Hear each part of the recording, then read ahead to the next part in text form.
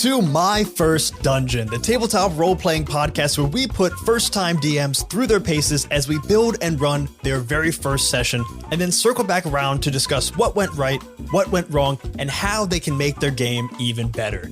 So many D&D players want to take their turn behind the DM screen, but are thwarted by the same nagging questions. What if I'm no good? What if my adventure isn't fun? What if I forget the rules? What if?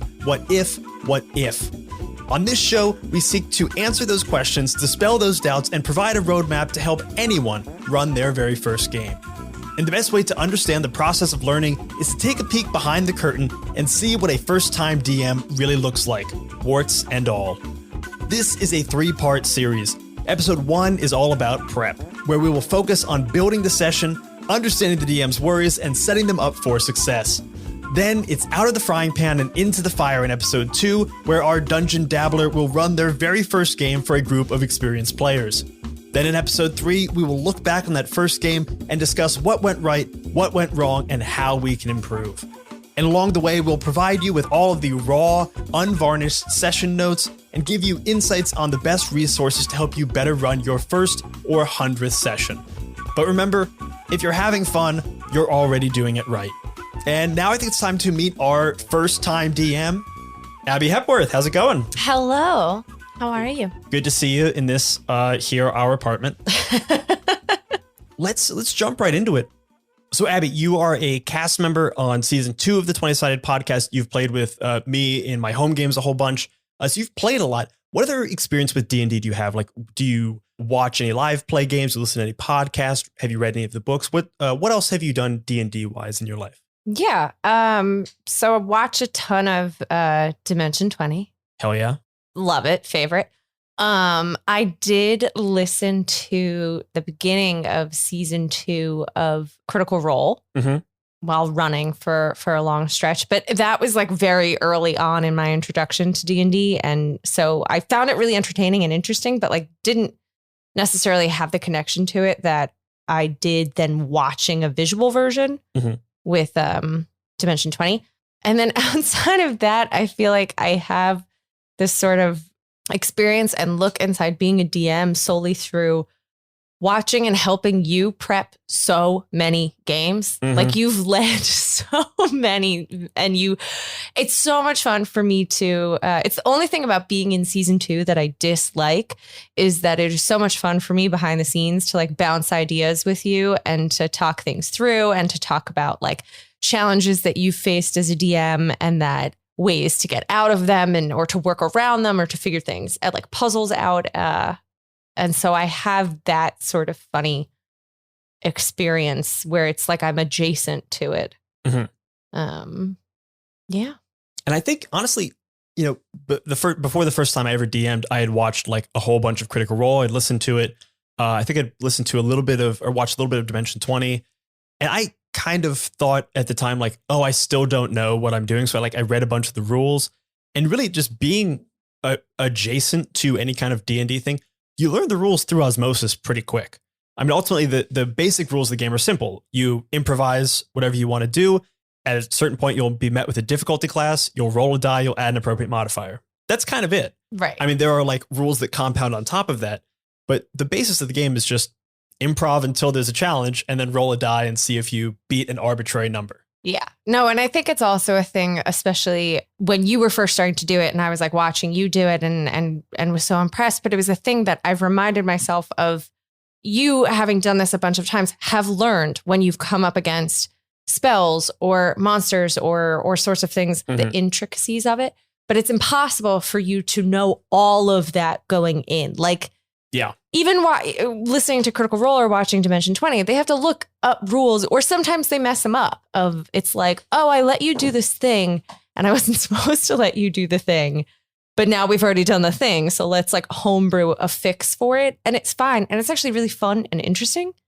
And honestly, I think that just like that piece of knowledge is a good place to start. Like if you want to be a first time DM and you want to like really get behind the screen and run a game for your friends, throw the idea out the window that you are going to be fully prepared, that you're going to know all the rules, because you won't. Like there are a lot, like the basic rules of the game are very simple, but there are so many little tiny things, There's just too much to know. It's impossible for even the most experienced DM to know literally every class and everything that they do and every subclass and everything that they do and every spell and every monster. Like, it's impossible for you to know it all. Is it a Constitution save? Is it a Wisdom save? Oh, I think it's this. Oh, no, it's actually this. Is that a concentration check? Like even Matt Mercer, who's played he's played a couple hundred hours of D&D on stream and probably thousands of hours in his life. Right.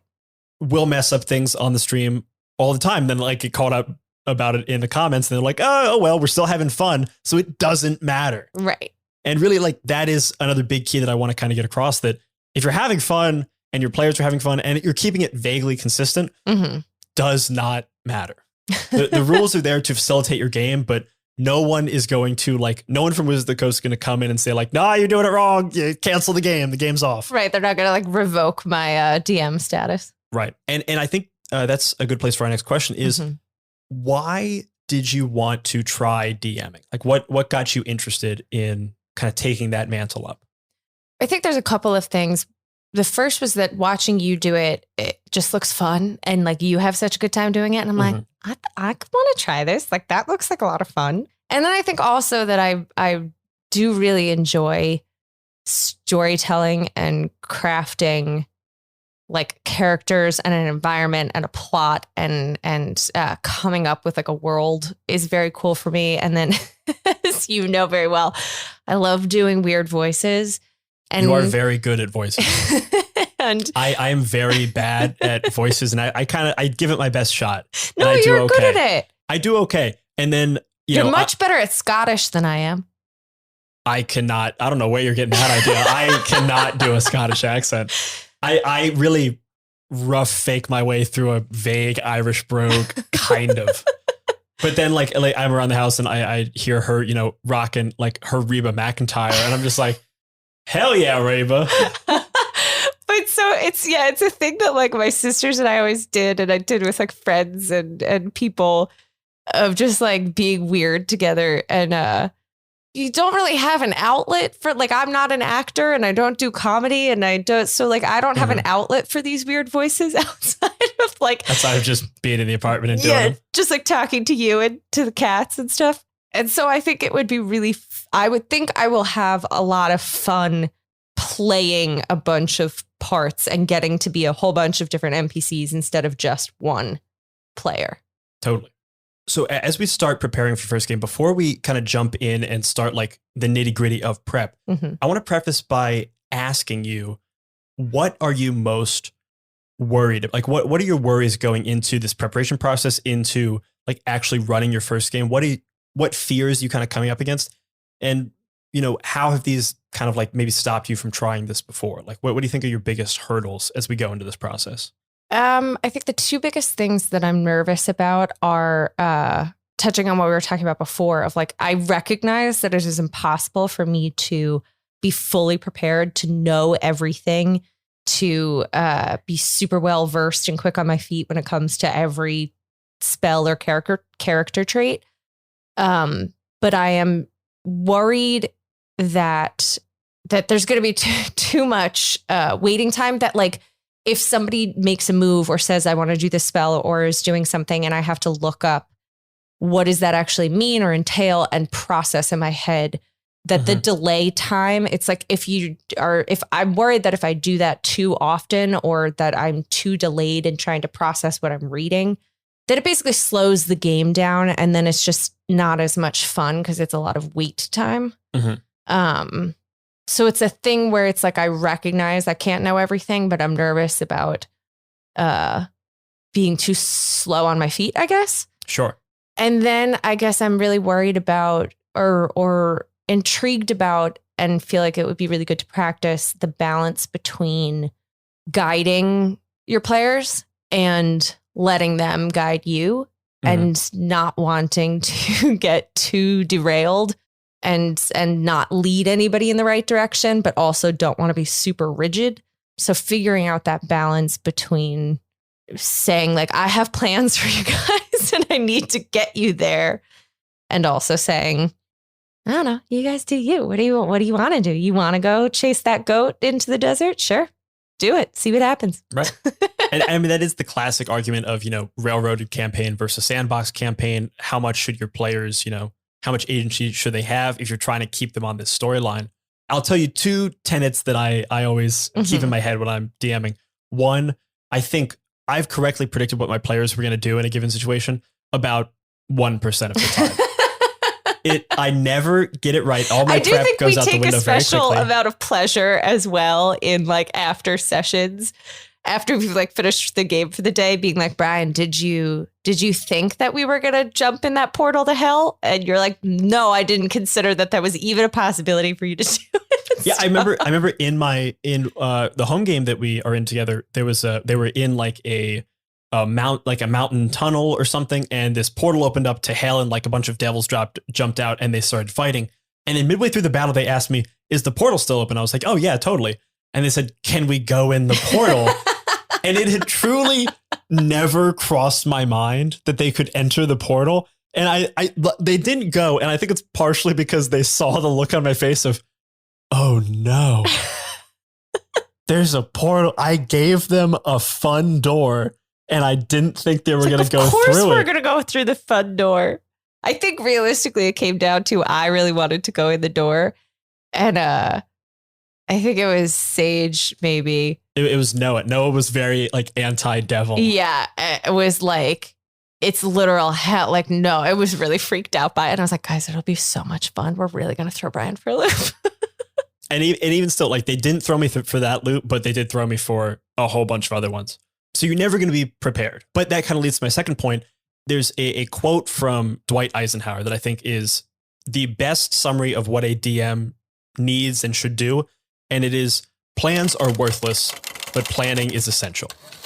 Okay. And I think that is the most true thing of like the prep that I do for 20-sided podcasts, for my home games, and for like in my job as an AD, in my life for other things. You plan to make sure you are prepared, but throw those plans out the window the second you say roll initiative or the second you say last time on the 20-sided podcast. Yeah.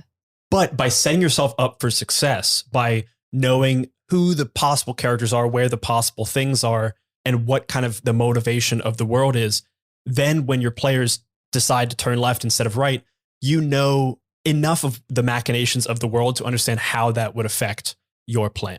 Yeah. Yeah.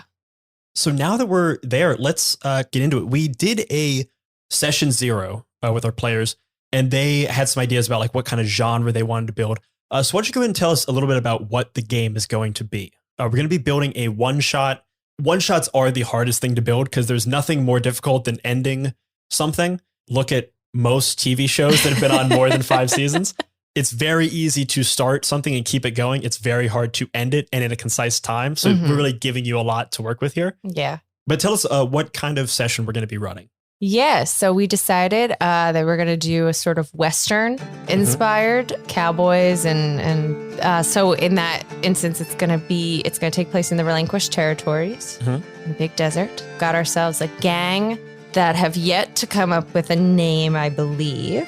I told everybody, you guys go come up with the name of your gang. Right now, I just have Gang of Good Guys. But I don't think that was going to stay. So it's going to be you playing. Yep. My friend Naka and Kevin, who was in season 1, and Lauren, who has been on Cannon Fodder. Yep. And so Lauren said she really wanted puzzles. Everybody else was like, we like puzzles. We're down with puzzling. I want to try to fit in, and we've talked about this, like a little bit of sort of social interaction, a battle, or some kind of fight. I want a train to be involved because I feel like it's a trope of the genre and I want to fit it in there. And that's kind of what we were thinking it was going to be like a gold rush or kind of a search for something, that there's like something you're trying to go and obtain, or you're trying to beat another group to go to it or something like that.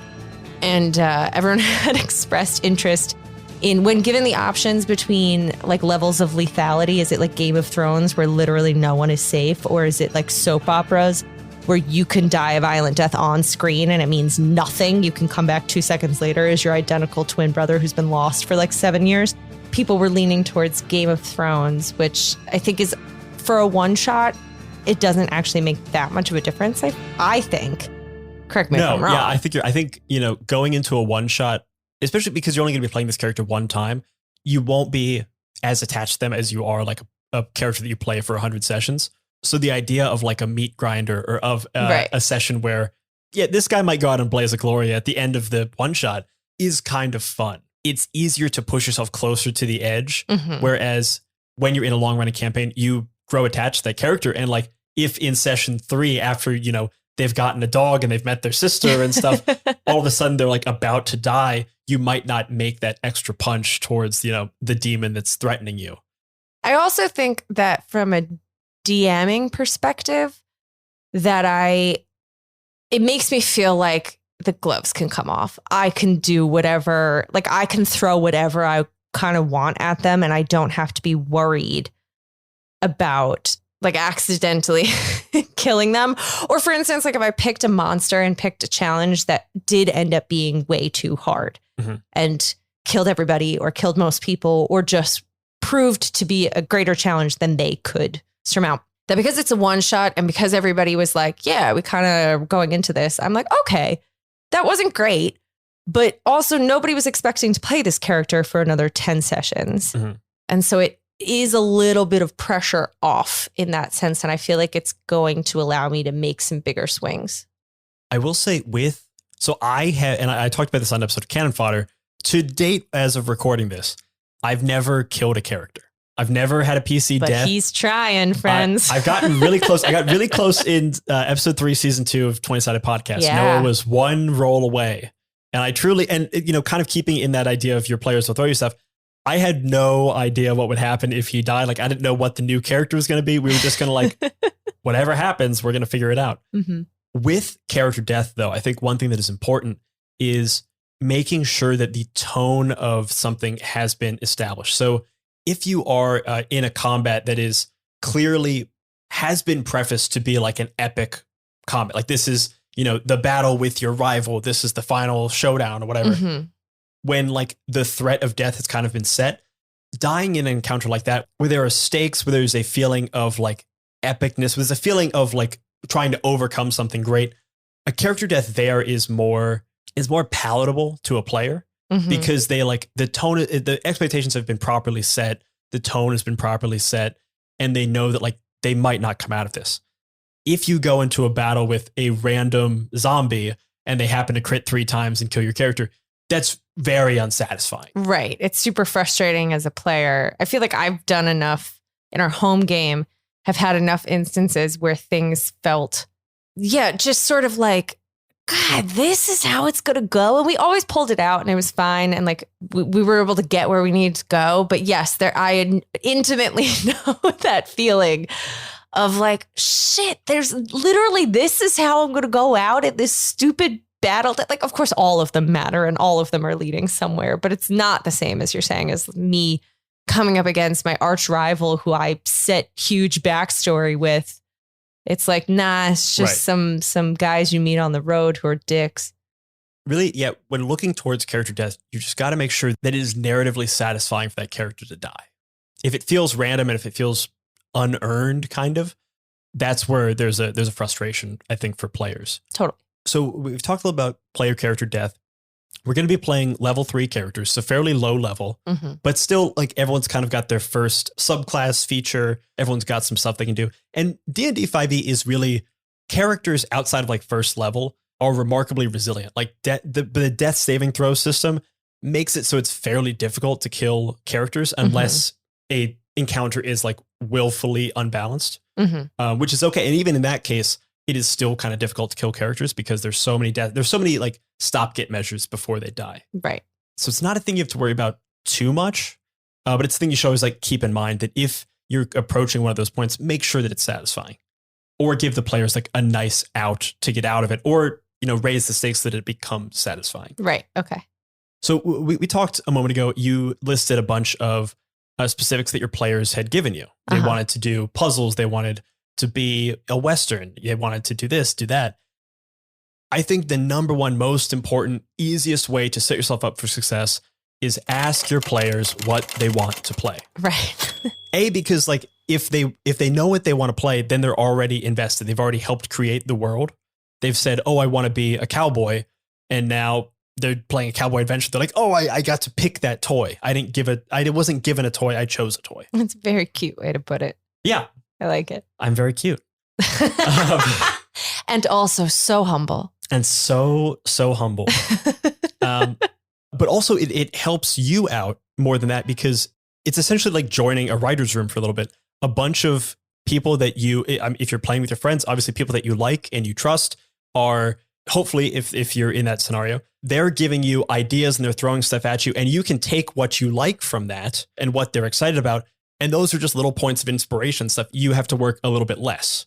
Right. Which is a great blessing. It's a great little boon that your players give you, these little seeds of ideas that then you can start sprouting and conjoining and bringing them together to make a campaign for them that they don't even, at a certain point, they kind of don't even realize they built. Yeah. Because you just flesh it out in little ways. And all of a sudden, if you trace the whole tree back to the seed, it's the thing that Kevin said. Oh, it's the thing that Naka wanted. Right. Well, it was a thing in our session 0 or our character creation meeting kind of, and talking about the things that they wanted and the ideas that they had. Once we had started to get into the idea, okay, it's a Western and you guys are a gang, and people started to develop their characters and think about their race and their class and what their sort of role within this gang was. It was just kind of hilarious listening to everybody get excited and talk about like, yeah, and then he could like do this, and then yeah, like she totally like do this sort of thing. And it's like, we haven't even gotten into it, but everyone has these narratives in their head about like what they want their character to do, or like, it's like daydreaming in a way. And it made me a little nervous at first of being like, no, but like I'm in control.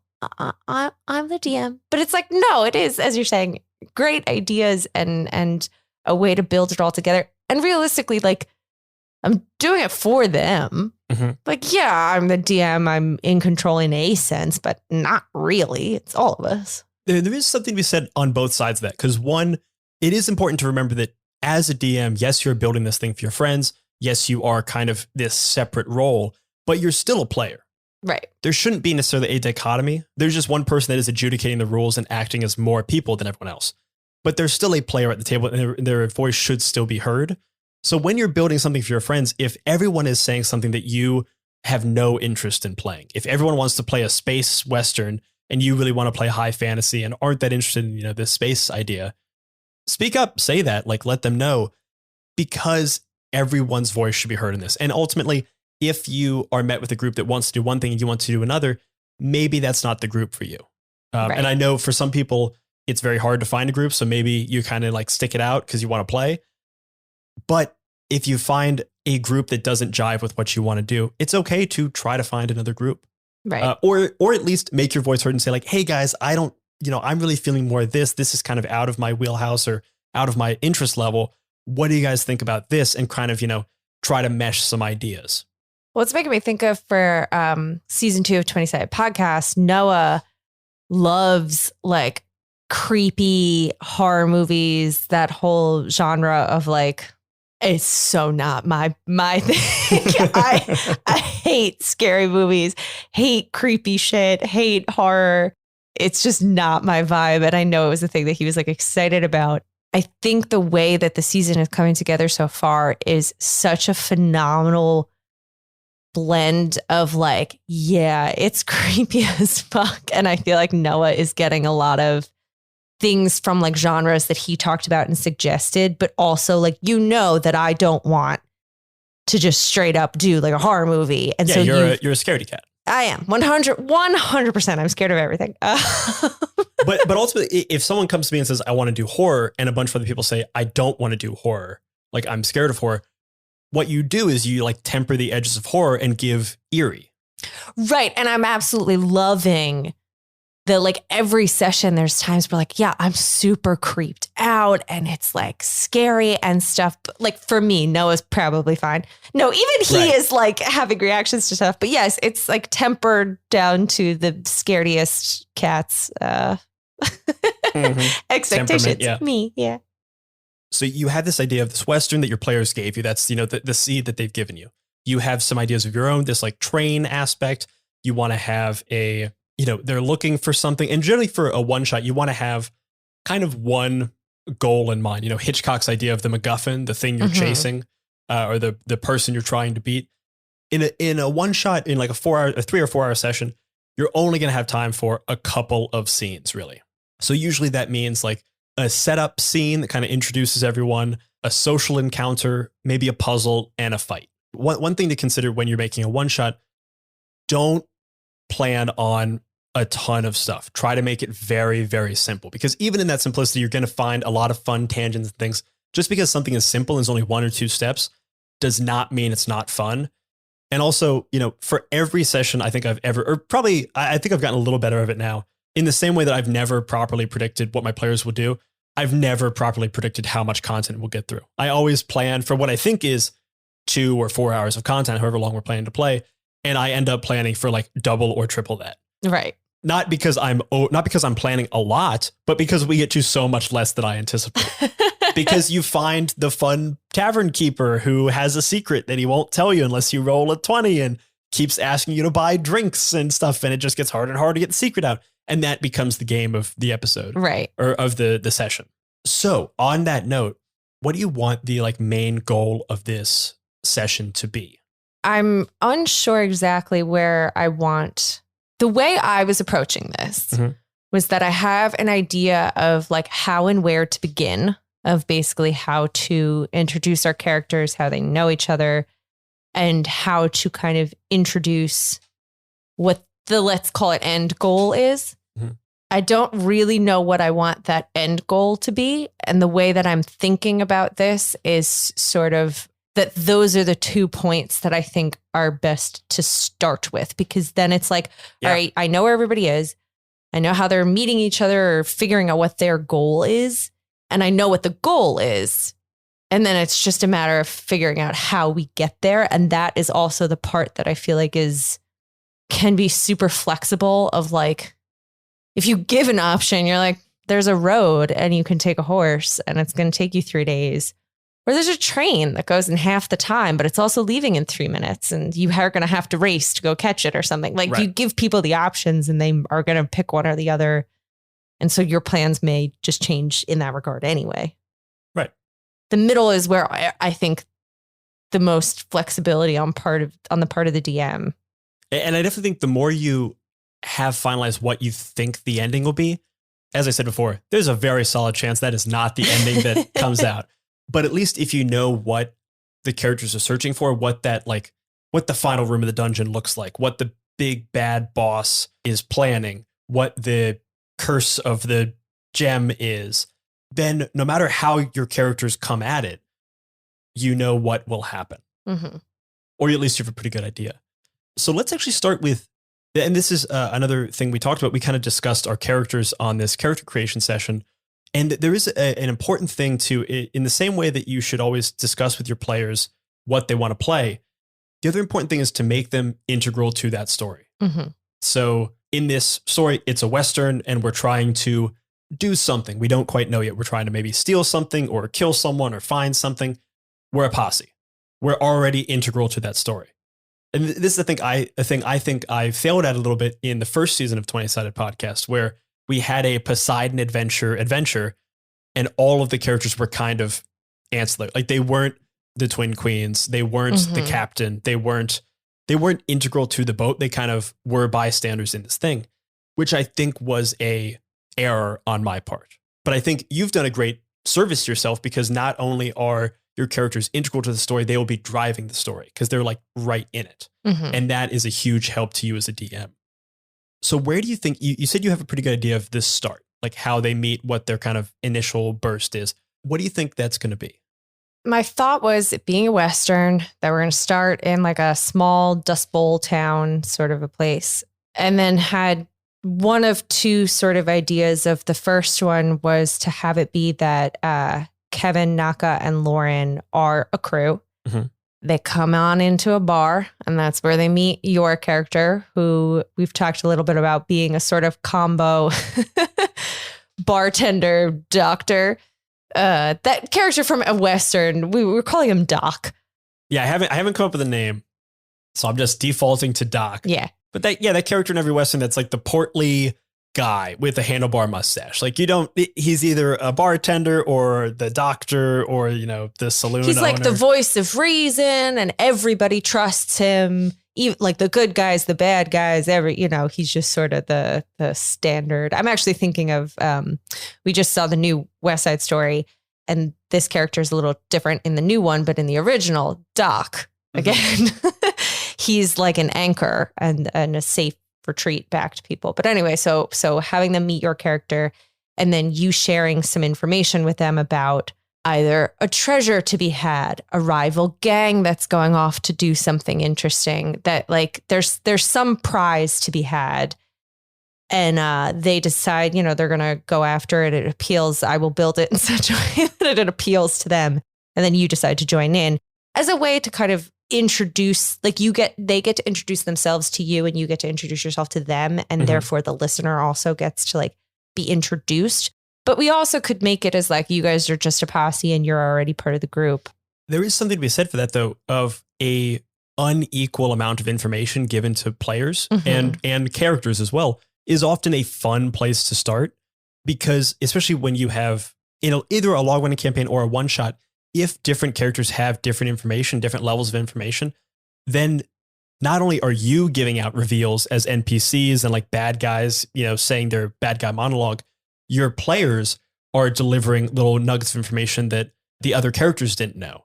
So a discrepancy of information is often a fun place to go. And you can kind of chat with your characters beforehand, and giving your character like a secret that only they know that they can whip out like it's a fucking special weapon that you've given them is super fun. I've done it on multiple occasions, and it's something that they get to hold on to until they get to feel coolest using it, and then whip it out, and like the other characters go, "Oh, you had this the whole, oh wow, you do this thing. Why didn't you tell me?" And then it just initiates so much stuff. So it's often a very fun way to start. So I really like that starting idea. Yeah. On that note, I have a question about character having a sort of a secret that is pretty specific to this. But so Kevin had reached out and he had an idea that he also told me, I'm not going to tell you exactly what it is, but he has told me that he has pitched you this in the past. Oh, no. Anyway, I don't know if I remember. He had an idea for like a character trait. And basically, I think especially because he like mentioned it only to me, that he wants it to be like a secret that then gets revealed. And it is a thing that I love it. I think it's clever and hilarious and fun. I, especially in a one-off, am concerned about stressing myself over trying to find a way to make it fit, like a reveal. Like that's now an additional thing that I need to plan for. If we were going to keep playing forever, it's like, yeah, there's definitely a way I could work this in somewhere. But now it's like, and I want to, I'm not like stressed about it, but it is a thing where it's like, okay, I want to make sure they have a social interaction. I want to make sure they have a puzzle. I want to make sure that Kevin gets to have his reveal. And this is a specific instance in which the character trait is like, it's a very fun puzzle for me to have to figure out how on earth this information would become relevant at any point in time. Gotcha. So to give stakes to that request is tough. And I want to honor it, but I'm wondering if you have thoughts on when a player either has requests or has ideas or has things and it's making me think of times that we've done things and I've been like, can my player do this insane move? And knowing when to say like, yeah, roll an at 20 and I'll let you do it. Or roll high enough and I'll let you do it, versus being like, there is literally no universe in which I can allow this to happen. So this actually gets to a pretty good like thesis of the way I think about D&D is there is the rule of cool, which is if it's something cool, let your players try it or let it work because it's cool and it'll be fun. Like it's more, no one's going to have fun by like playing all the rules right. They will have fun by doing something fucking cool. And if that's within the rules, great. If it's not, that's okay. They're only guidelines. But the other one is always let your players try. Even if they say something if they say that will truly break immersion in the game. Like if Kevin said like, I want my guy to be able to jump 50 stories. It's like, well, even if you roll an at 20, you'll jump really high and you'll look really cool. You're not going to jump 50 stories without magic. it would break immersion. And it's actually not what he wants. He wants the feeling of that. But if you actually gave it to him, it would be a disappointment because it breaks the world. As far as player requests, I say as long as something doesn't either break immersion for other players or take away agency from other players, I think it's an okay request to consider. The difficulty with one-shots is that there's only so much real estate to play with. You have only so many minutes. And, especially, I mean, you've got a little, I'm making it very tough on you because not only are you doing a one-shot, which is like much tougher than a normal session, you're also doing it recorded. We have like a vague idea of a time restriction, so you have a couple more limitations on you. Really, I think the only solution to that is whatever the secret is, if there is like a way to manufacture that reveal, play for it, see if you can make it work. If it's something that is just better served to a character that's played out over many sessions, maybe this just isn't the right time to use it. And maybe that's just something to like text Kevin and be like, hey, this is really cool. I really want to do it. I don't think I can make it satisfying. That's kind of what I figured, was that I was going to really think on, is there a fun and interesting way in which I can build this reveal that actually feels like it is part of their story, that isn't just like let's throw this bit in there because it's funny. Right. And I have to force a situation that is unrelated to anything else in order to get this reveal. And that if I cannot come up with something that, because I also think it's a fun thing. Yeah. And also Kevin's just great. So I feel like if I texted him and I was like, I tried really hard. And also like, if you have any ideas, I'm happy to like hear them. But I think that this is an idea that you should hold on to for another campaign, because I'm not going to do it justice and I'm not going to do it in a way that is satisfactory. And like, if this is an idea that he's so excited about and loves, I don't want to half-ass it, Right. Because ultimately, when you have one of those like gems of an idea for a character, it's not fun if it just happens. It's same with a player character death. It only is fun if it happens in a satisfying way, if it feels earned. In our home game, your character, in your backstory description that we made 2 years ago, you mentioned you had a sister, right, who like disappeared 800 years ago because you're an ancient elf. And it took 60 sessions for that sister to ever get mentioned. But when it got mentioned, it was a bombshell, epic, eyes alight thing. It was incredibly satisfying. It's tough to do those with one-shot characters. And I think that's something maybe we should have stressed more in our session 0 is, I played in a one-shot. It was run by my buddy Sebastian. Pat Wise and Nathan Yaffe were the other two players. They've both been on Cannon Fodder episodes at this point. And both of them came up with very good one-shot characters. Like Nathan, his character was a like club owner, and his goal was to like promote his club. And so you could just make jokes about that all the time.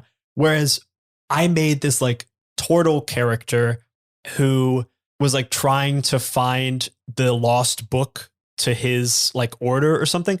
And that's not something you can satisfyingly do in a one shot. Like that was a disservice I did to Sebastian as a DM, who was also a first time DM. So it is a thing to ask your players to think about like, hey, you're only going to play this character one time, assuming this is a one shot. And maybe this, is a session that expands into a campaign. And maybe that's a thing to think about. But when it's definitely going to be a one shot, make sure that you're building a character and make sure you're telling your players to build a character that can be fully expressed in one episode. Yeah. That has essentially, in the same way that you're building out 1 or 2 encounters, they should build out basically like one reveal for their character. Their character has to kind of be one thing. Mm-hmm. And it may seem limiting, but really, if you write 20 pages of backstory about like all the different narrative webs of your character for 1 4-hour session, you're not going to get to see most of those. Right. And if it's satisfying for that player to write out 20 pages of backstory, great, do it. Like there's nothing against that. But it's impossible to expect your DM to then satisfy all of those webs that you've weaved, as well as the webs that all of the other player characters weave. Mm-hmm. So if you stress your players to pick like 1 or 2 things, then you can really punch those things hard. Yeah. So if Nako wants to be a cowboy and wants to do the Western thing, great. Give him a gun battle, give him spurs, give him a horse to ride. Boom, boom, boom. Western, satisfied customer. Right. Which is, I think, very much what Naka wants. Naka wants to be the cowboy. He wants to have like a shootout duel. And I think that he's really excited about just the aspect of playing in a Western. And with Kevin's thing, it is not quite so like deep as your turtle searching for, or like my character searching for a long lost sister or something, where it's absolutely a thing that I'm sure there is a way to put it in here. I'm going to try, but we will see how it goes. And it is also nice just sort of knowing that you can reach out to a player and be like, I tried, but this just did not come together in a way that I think either of us are going to be happy with. So I definitely want to put a pin in this one and tune into episode 2. See if this thing comes out. This is an unintended fun through line. A puzzle for the listener. A puzzle for the listener as well as for the characters. See if you notice this through line. And in episode 3, we'll kind of talk about what the end of this was. Like, did you talk to Kevin? Did we play it out? What happened? And we'll see kind of what went right, what went wrong in that area. Cool. Choosing genre really helps a DM. So we've chosen Western. Any genre is filled with tropes, which are great. Like, they're tropes for a reason. They are popular things. You know, every Clint Eastwood Western has a shootout, has the good guy gets knocked down. He has a buddy. The buddy maybe gets killed and there's a shootout at the end. Mm-hmm.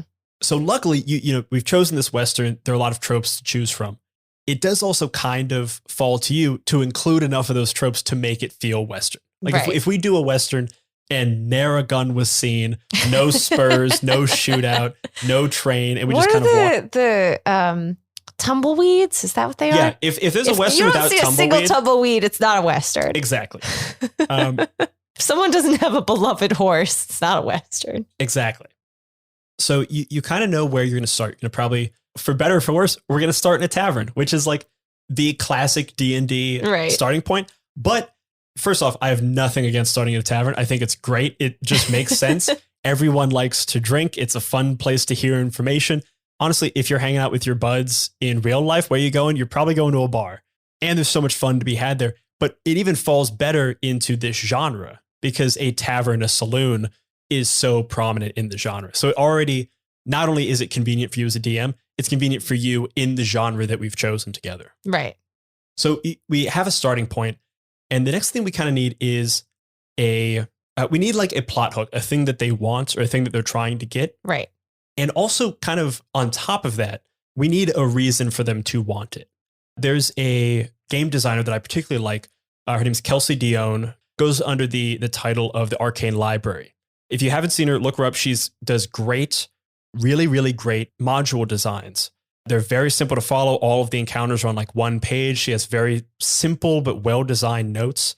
Reading her modules can teach you a lot about how you should prepare session notes. I use them as an example for what I prepare. Simple but effective. One of the things that she does that I particularly love is that all of her module designs have 2 or 3 entry points. And they're called like the call to heroism, the call to reward, the call to discovery. Mm-hmm. So rather than just saying, you got to get this gem, you're going to get 10,000 gold if you get the gem. Some characters may not be motivated by just a monetary reward. Some of them might need some other entry point for their character. So by giving them, say we're trying to get a gem. One character wants the money. You get the gem, you get 10,000 gold. But not only that, the gem has a weird mystical power. One character is interested in mystical powers in the arcane, wants to get the gem to discover what it does. The other character is, a paladin, lawful good. That gem was stolen from a farmer that was their entire life savings. They want to get the gem to do this heroic deed.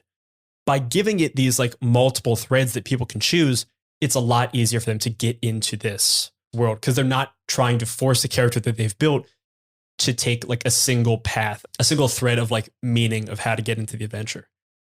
I feel like that's a really useful way to think about this because I don't know, in trying to come up with a sort of final goal or destination or prize, I was kind of trying to come up with a thing where I'm like, what would appeal to the whole group? And it's like, yes, you want to come up with something that appeals to the whole group, but you can come up with something that appeals for multiple reasons. Exactly. Yeah, I think that is a really handy way to think about that. As we start figuring this out, let's talk about tropes of a Western. Because I think this is probably where you should start, especially if we've picked Western. It's something that is so trope heavy.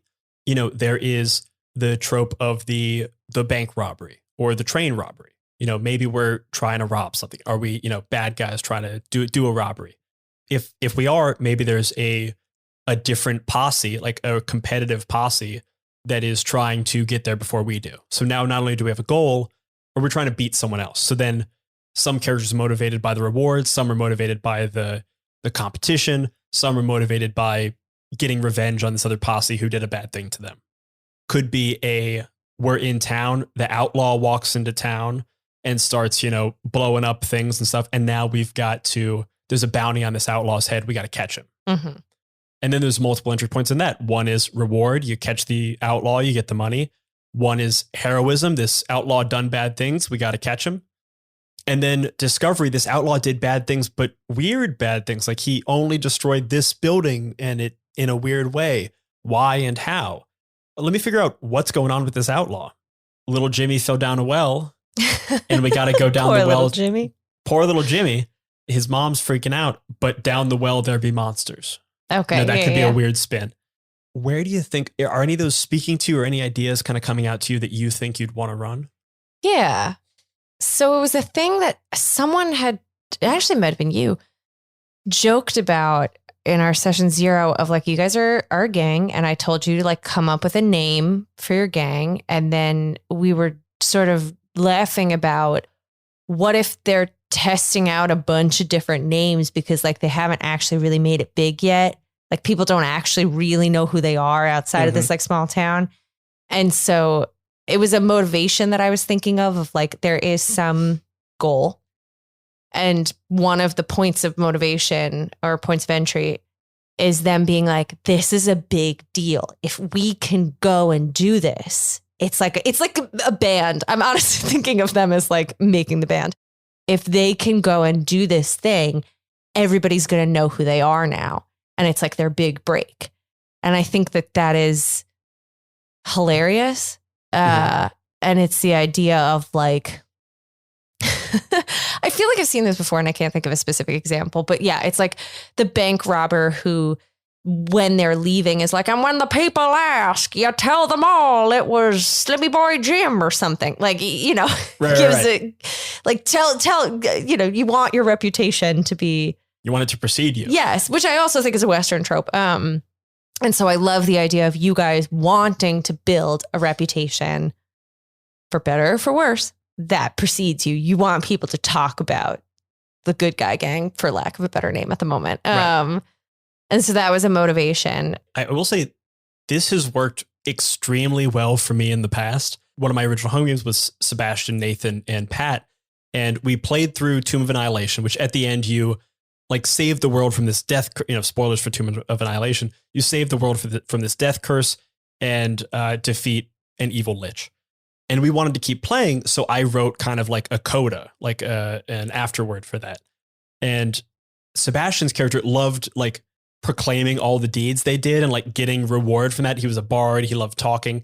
And so what I did was I sent them through like an accidental time portal. They jumped forward like 20 years in the future. They go back to Port Nyanzara where they started and are like, hey guys, we saved the world.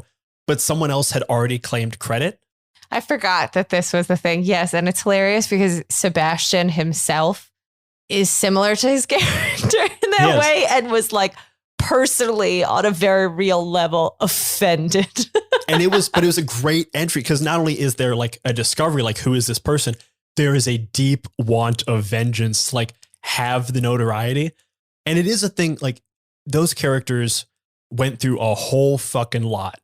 They went through a whole crazy dungeon to like beat this thing. What they want kind of at the end of that is credit. Like you want, like not only do you want the success, you want the credit for it. And by not giving that to them to make them work that little bit harder, that was probably the funnest part of our campaign. Right. And that is a thing for you to remember going in from our session 0. The players like want to be a cool posse. If you withhold that from them for a little bit, what they don't realize what they want isn't actually what they want. They want the feeling of becoming a cool posse. They want to feel that reward. If they start as a cool posse, then it's just like, it's something they take for granted. And actually this happened really well in the first season of Dimension 20 in like the first episode. Fabian Seacaster is like, the jock, the quarterback. He goes to the Blood Rush tryouts does everything amazingly, thinks he's on the team, and the coach says, hit the showers. And not only was Fabian surprised, the character, but Lou Wilson, the player, was surprised because he was like, what, you're not going to give this right, he's to like, me? I built this whole character to be a jock, and now you're not letting me jock. Like, what am I supposed to do now? Yeah. And then that started like a lot of great moments for him because now he had to earn it. Like, you're not just giving it to them, because if you just give your players things, it's not set. It's not actually what they want. They may say they want it. I promise you they don't. They want to work for it. They want to earn it. It's the journey, not the destination, as they say. But yes, it very much is. You want to go towards it, but once you get there, it's like, oh, okay, now what? You're on to, the next thing. It's funny because as we're talking about this, I feel like I'm coming up with a very, like, the narrative is becoming a lot more clear in my head. And I keep coming back to this idea of like, oh, wouldn't that be cool? And like, what if they did this? And it's like, maybe they will turn left 1,000 times and they will never go down like this sort of plan or idea that I have that might be fun, but it's coming together a little more clearly, I think, in my head. There is a little secret that I'll kind of let you in on. What we're doing now is kind of building a house. We're building a palace in our minds. There are rooms, there are hallways you can go down. There are rooms you can enter with encounters. Only you know what is in those rooms. The players don't. They just see a hallway as you describe it. If they enter a door that you know is supposed to be the study, but they're looking for the kitchen, hey, now it's the kitchen. Right. And I'll give you an example on this that's like a little bit of I don't know if it's a little bit of a spoiler for the season that we're currently playing, but you guys were looking around the bar, and Sienna wanted to know if there were any weird doors, and he rolled high on an investigation check, found a couple weird doors, saw they were trapped, and you entered one and found a secret back entrance. I knew that back entrance existed somewhere. I didn't know where, but he rolled really well, and I wanted to reward that. If he rolled a 25 investigation check and he just learns a whole lot about how normal this bar is, if he just learns all the posters on the wall, that's not satisfying.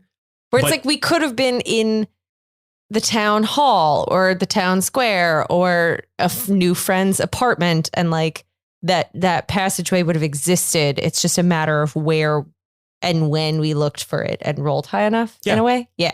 And that is a thing to remember, always reward the dice, always satisfy the dice, because if someone rolls a natural one, give them a penalty for make that kind of hurt. You shouldn't do anything that was going to really jeopardize a character. I don't really believe in critical fumbles. Your character takes damage because you rolled a nat one, but make it they fall prone, they lose their weapon, something like that. When someone rolls really high, even if there's nothing to learn, honor that roll, give them something, even if it wasn't something you were planning to give in that area.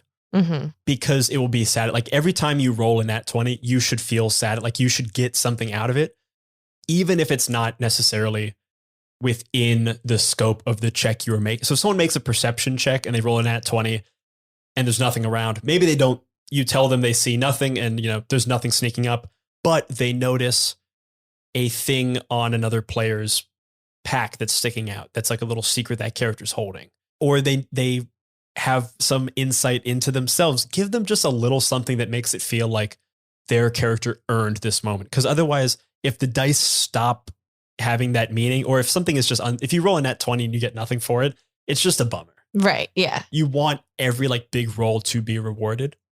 Let the dice decide a little bit. If they roll a 20 plus roll on investigation check looking for a secret door, there might just now be a secret door there. And then, you don't know where it goes, but you'll figure it out by the time they open it. Right. Yeah.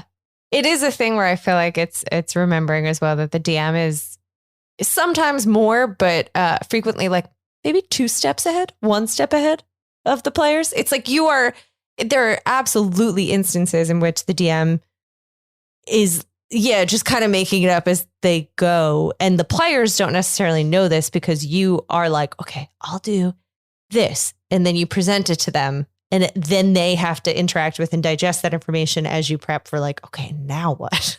If you want to know what being a DM feels like, in a single GIF, it's the scene in Wallace and Gromit: The Wrong Trousers, where Gromit is riding a little toy train and the track's about to run out. So he grabs a box of tracks and starts laying the tracks in front of him. Yeah. The only difference is that somewhere along in the house that he's building the tracks, there's a goal that he's got to hit. And so he's got to keep grabbing the random pieces, trying to get them to that goal and eventually, hopefully getting there. Maybe not, but you're kind of always aiming towards this random Like goal. the tracks will eventually line up with tracks that you laid in advance, but you're going to take a long winding road to get there and actually may also miss your stop. Like, yeah.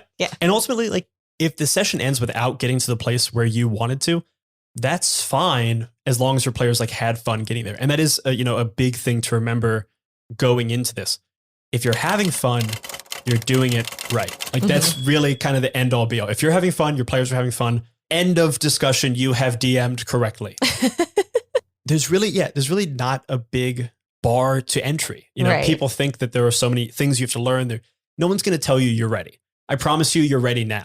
Right. If you're listening to this podcast, you've probably listened to there's no way this is your first foray into DMing. Where you're like, what is Dungeons and Dragons? Let me listen to this podcast. And honestly, for those people, if you're listening to this podcast right now and have never done any D&D stuff, if you watch one episode of that's a big ask. That's 4 hours. If you watch one episode of any D&D podcast or show, you're pretty close to being able to play a game and DM a game.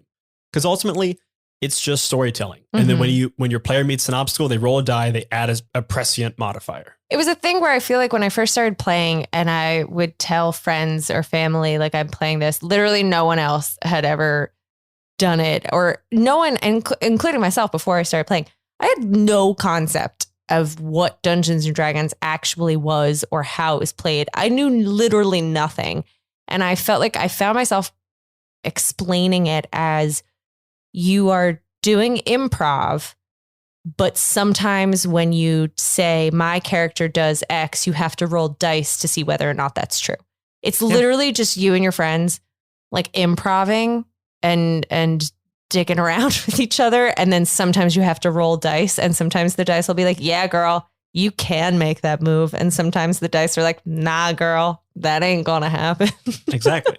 It is done a bit of a disservice to call it a game, because then people think there's an aspect of winning and losing. They see dice and they think, oh, how many spaces do you move? Yeah. It's really a like collaborative storytelling process. Yeah. And speaking of improv, a good point of reference for you, and this is a thing that was codified with like UCB and different improv schools, the idea of yes and. Right. Kind of like the main point of like comedic improv training is anything your players give you, agree with, unless it breaks immersion or takes away another player's agency, agree with that statement or like allow that statement to exist in the world, and then heighten it. Mm-hmm. So I look over and there's a tumbleweed. Yeah, there's a tumbleweed. And not only that, it's moving towards you surprisingly quickly. Mm-hmm. Because then all of a sudden I've created a world and that world is interacting back with me. Like, whoa, why is that tumbleweed moving so quickly towards me? I was like, I don't know. Roll an investigation check. Okay, I rolled it. I got a 2. You don't know, but it's coming really fast. Oh, it's way bigger than you thought it was. Oh, it's coming. And it might just be a tumbleweed that's blowing in the wind weird. It might just hit you in the face. And that's the end of that story. But it was funny. But the second a player takes the initiative to like create a portion of the world, right, push that into the world, because that will bring them deeper in. That'll kind of get their hooks in the world and pull them closer. And then every time you kind of keep pulling them in, they get more and more invested in the world. And also, it is a great boon to any DM when players start initiating scenes and start like chatting with each other. Because not only does it give you like a little bit of a break to plan ahead from all the crazy moves that they've made that have fucked up your plan and now you've got to fix.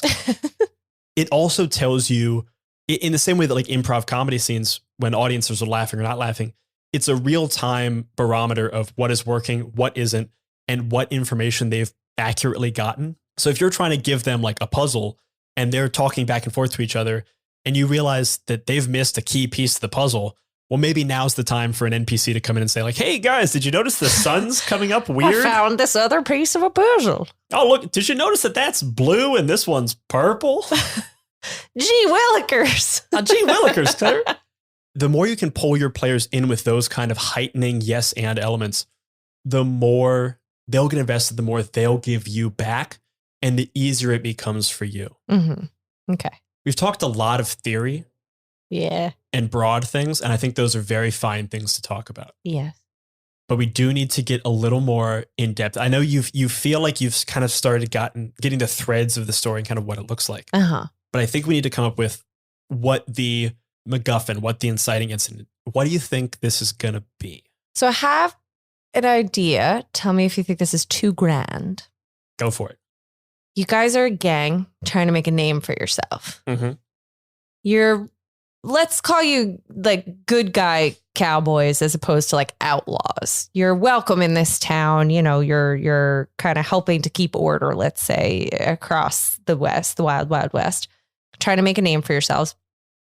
You learn about an outlaw gang who recently overtook like a nearby-ish Dust Bowl city.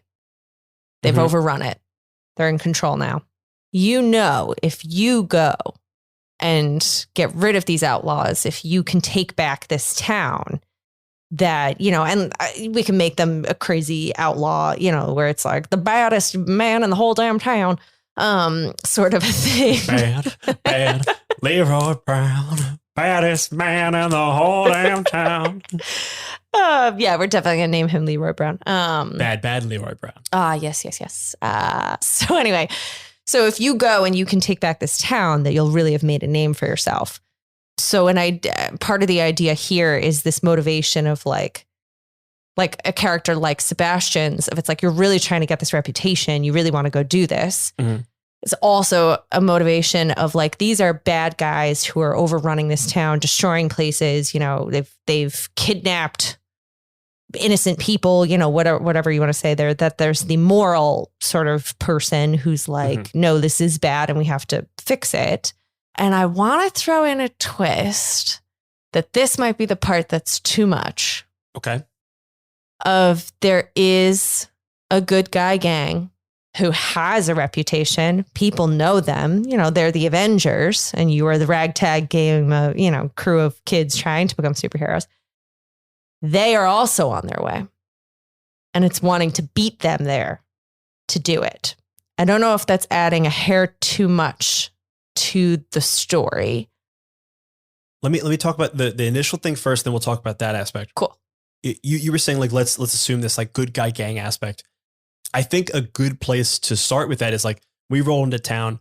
I don't know, like from my reading of the session zero, I don't know if we're going to be like good guys or bad guys yet.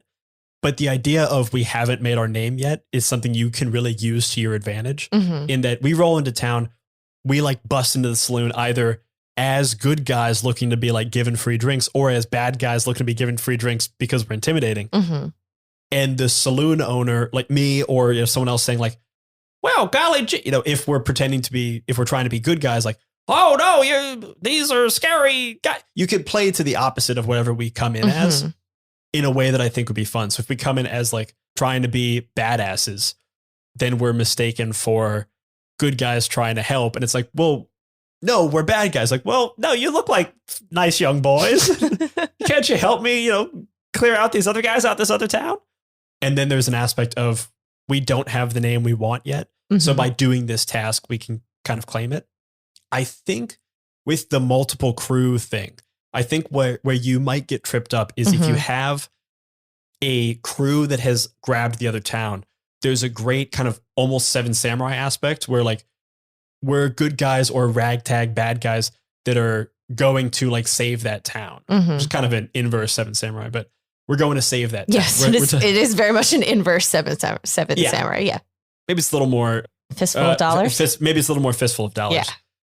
Where we go and we liberate this town from this band of evil guys, which I assume is going to have like a badass leader, maybe like a plucky sidekick type character, and then a few other like minions. Right. That this is basically defeating them would be like kind of this big battle situation. That would be who you'd be fighting in the end. And yes, would involve the leader of the gang.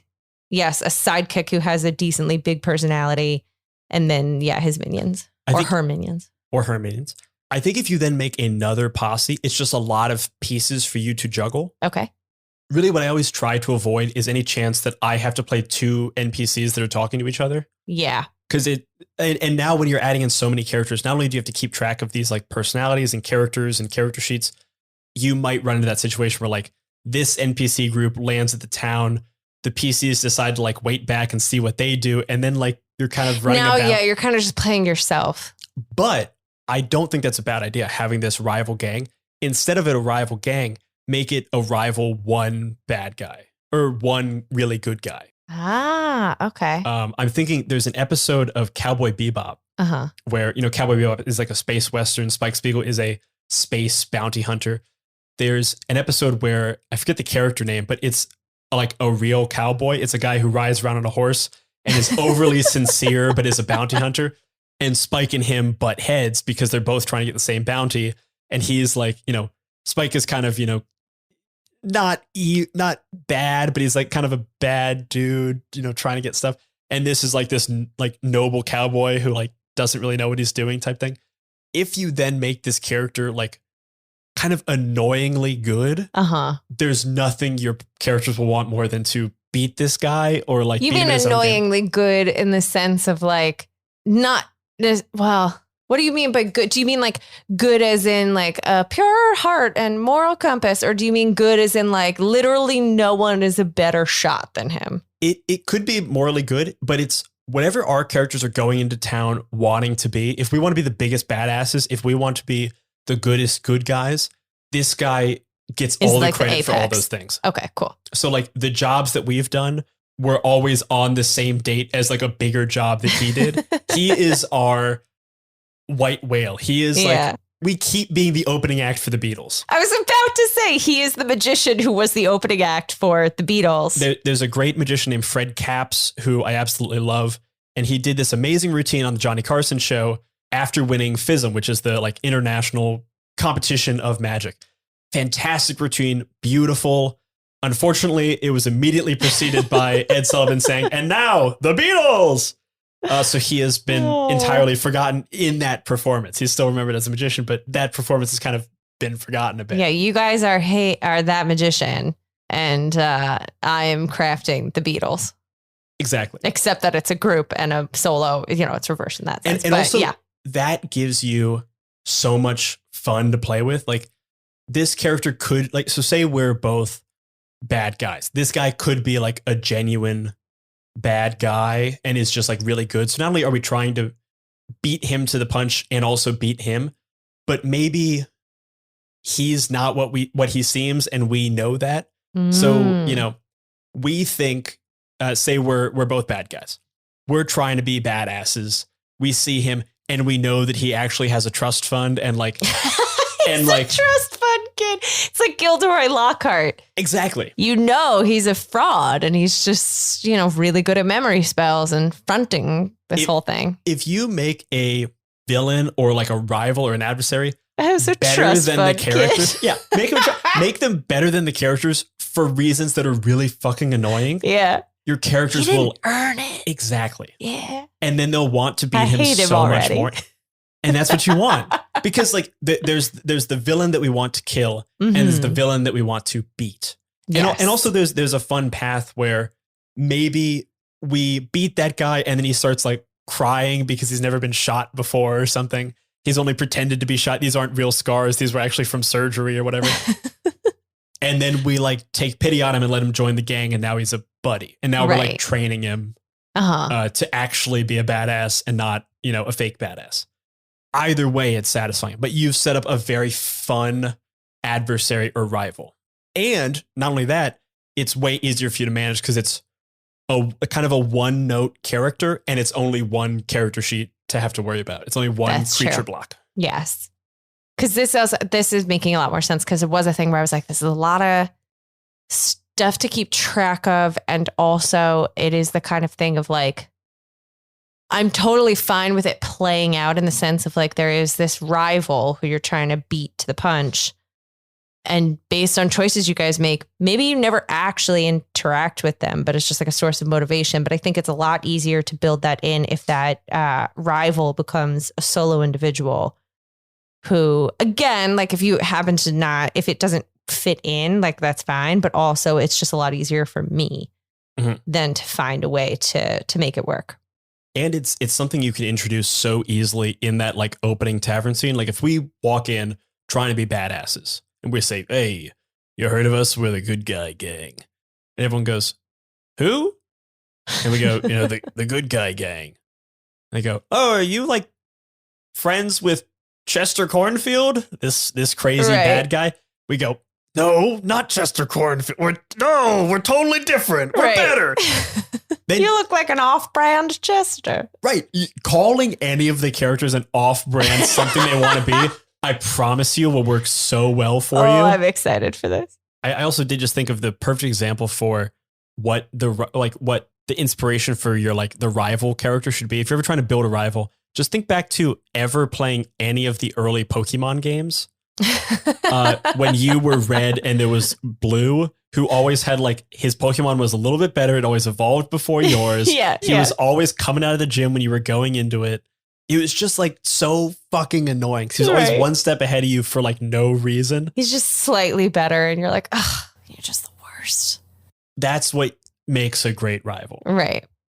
And you can kind of choose how you want to play it. Like you could have that person come in and like his reputation precedes him, whereas ours hasn't. So like we're trying to get information from some madam who knows where the village is, won't tell us. He walks in, gets it like that because she sees the silver plated pistol and knows who he is without him even saying his name. Right. Okay. Or same thing, we get the information and then the madam says, "Well, but y'all don't even need to worry about it because Chester Cornfield got this information 6 hours ago. I hear he's already halfway to Memphis." And then now not only do we want it more, we have to get there quicker. Yes. That is part of what I wanted this character to be, was effectively I was thinking of this character as the way to introduce a puzzle in some ways of like, they, rather than be a battle or a fight, which it could be, but this is the puzzle aspect. It's like they, yes, got a head start. How do you get there faster? Or they are also trying to crack open this safe. How do you crack it open first? Or like it, or there's an X on them. You're trying to find the buried treasure and you have clues and they have the same clues, but it's like, how do you interpret them faster? I keep thinking of The Challenge on MTV. I will say, I think about puzzles. Whenever you're doing puzzles with a D&D group, pick an easier puzzle than you think. Yeah. Yeah. Because your characters will, the problem is never, "Oh no, what if my characters solve the puzzle too quickly?" That will never be the problem. I guarantee you. It will always be, "Oh no, my characters didn't listen to the puzzle correctly," or one of them wasn't paying attention, one of them misunderstood. So with a puzzle, like, a thing to have always in your back pocket, like allow people to make insight checks or perception checks to try to like gain little hints. Yeah. Yeah. As you kind of like build this puzzle idea. But definitely don't, make it, you got to know the astrological signs and the thing. Yeah, absolutely. And it is also like, if people are really stumped, let them make an intelligence check to try like the character solves it rather than the player. And can still be satisfying. Yeah. So we have not only where we're going to start, we have a starting location. We have a plot hook. There's a town that's beset by villains or something. A town that's beset by something. Save the town. Will give you a reward. Maybe that mayor or whatever, the mayor of town 1, offers 50 gold a person or some fancy item, or what the people want. We'll blast your name from we'll put you in the town paper, or we'll tell them that the good guy gang did it. So there's a reward aspect, either monetary or recognition. There is a heroism aspect of save the beset town. And there is a kind of a rivalry revenge aspect of beating this other person to the punch. And also, depending on what this puzzle ends up being, there is kind of a discovery aspect of what does this person have? How do we solve that? So there's a few different routes that people can get into. So I think that's a really good place. I think we have a really good starting point. Okay, cool. Which is one of the hardest parts. And I think, again, just a thing I should mention with one-shots, because you have such a limited time. On the 20-sided podcast, every episode 1 is kind of a scene for each character. Right. On a one shot, you're a posse, you're in a town, there's a tavern. You're in it. The first conversation they have is the quest. Right. Yes. Because you just want to get that ball rolling.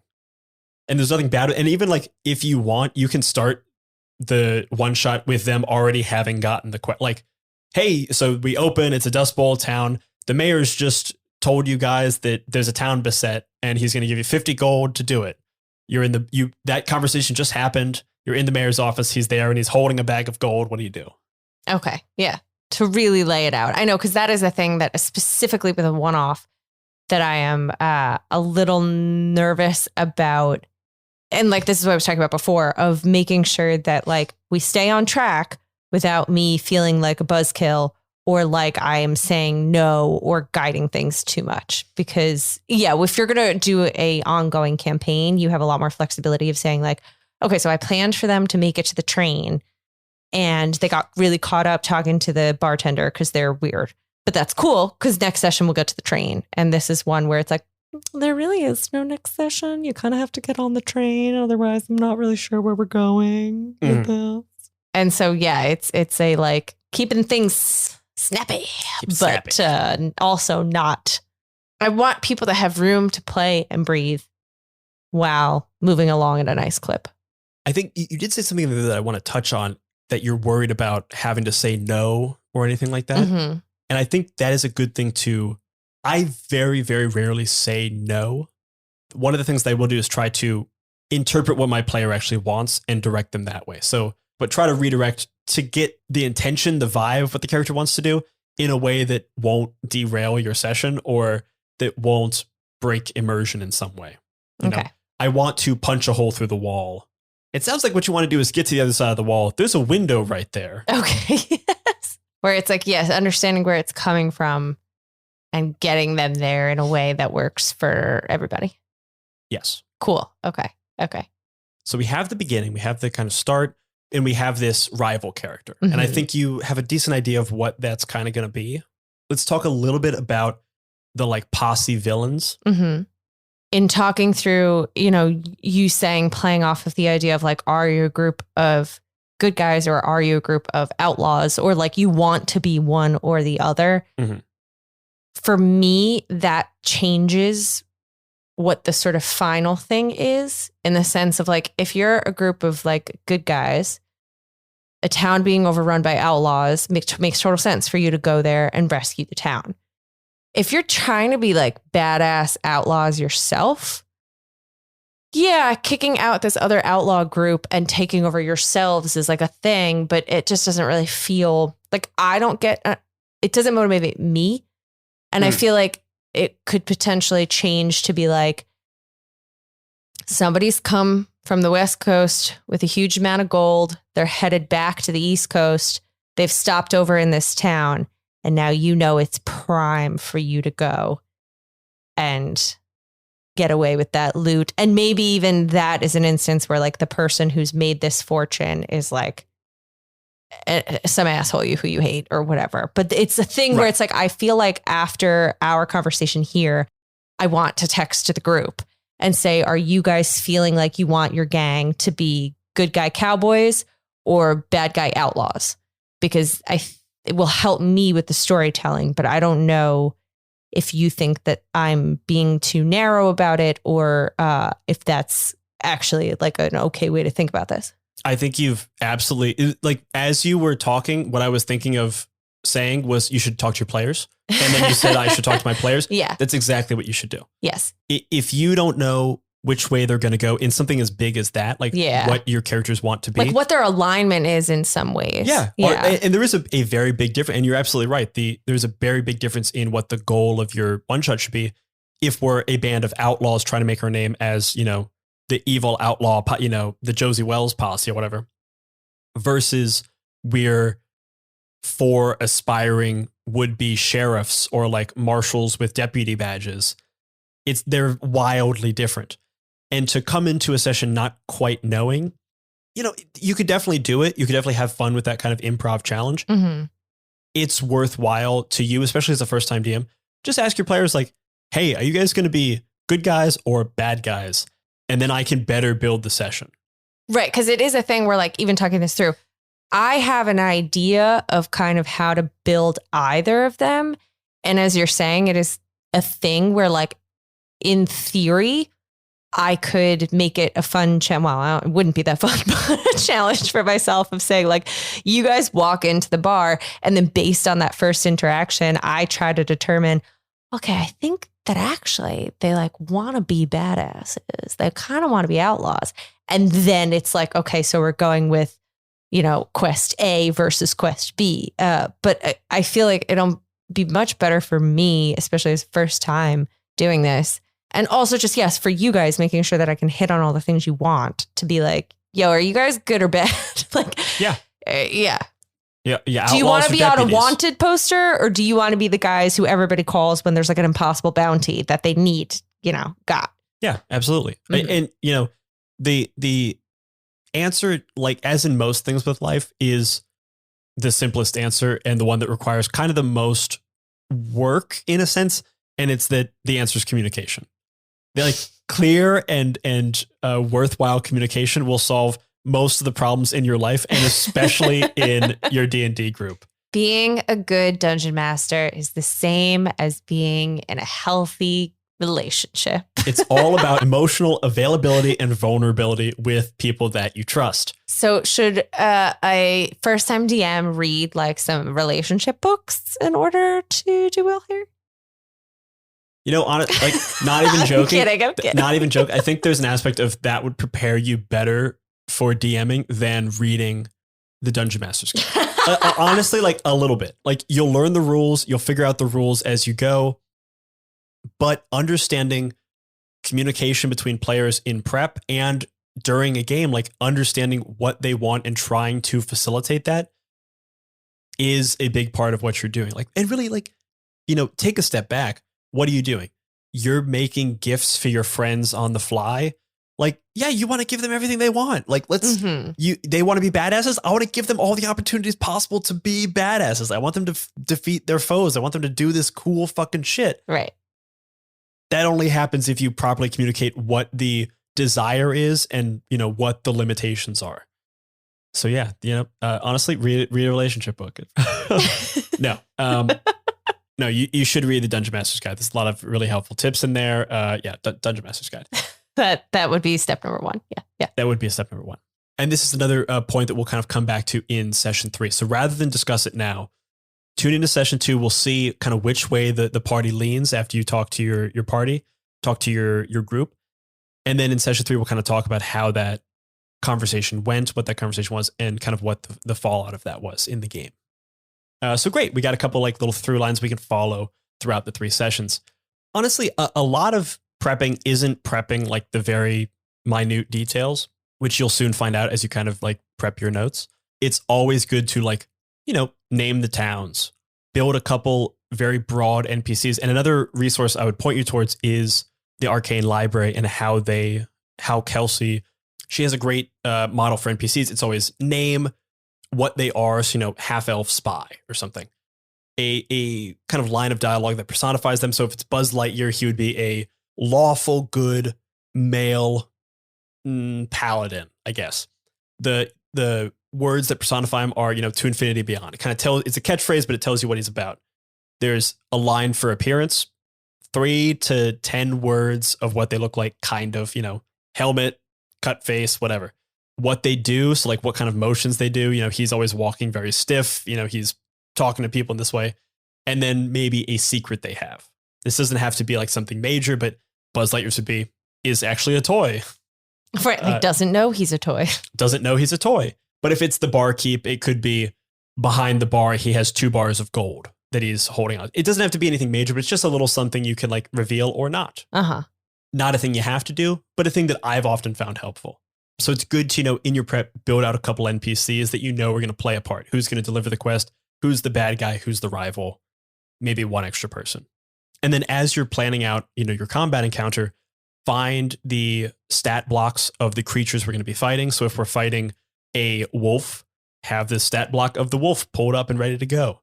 If you are nervous about running combat, kind of like look at all that creature's abilities, see what they're going to do and kind of plan out what you think their turns are going to look like. a really good resource for this is there's a blog called The Monsters Know What They're Doing.